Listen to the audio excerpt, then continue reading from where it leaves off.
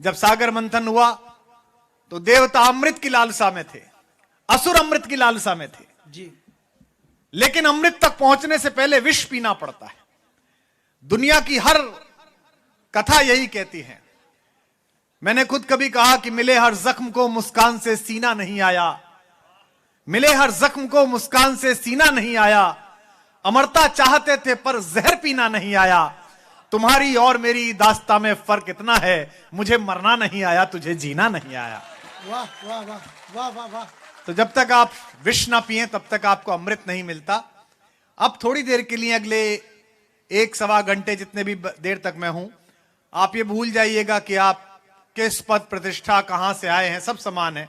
बेटा तू तो खुद ही फोटोग्राफर था, खुद ही लग गया लाइव करने। बहुत अच्छा।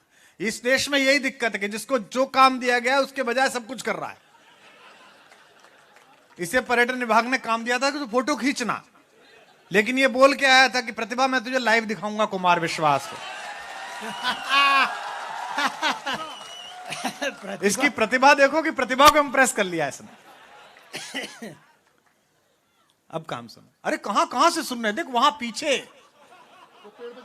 हाँ वो उधर भी, वो पेड़ पे बैठे हैं। अरे यार क्या बात है,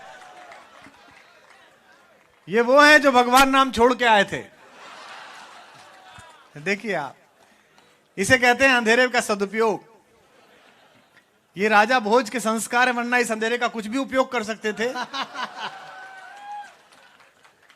महाकवि कालिदास के परम प्रिय मित्र और संस्कृत के कवियों के परम संरक्षक महाराज भोज के कार्यालय में खड़ा हुआ हूं, उनके द्वारा बनाए गए इस मंदिर प्रांगण में खड़ा हुआ हूं।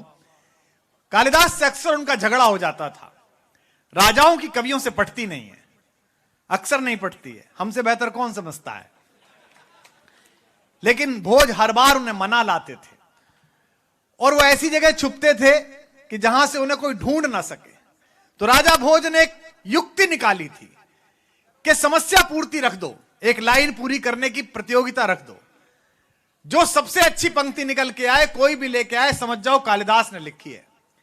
एक बार राजा भोज से नाराज होकर इन्हीं किसी जंगलों में, यहीं किसी गांव में आकर बस गए होंगे कालिदास।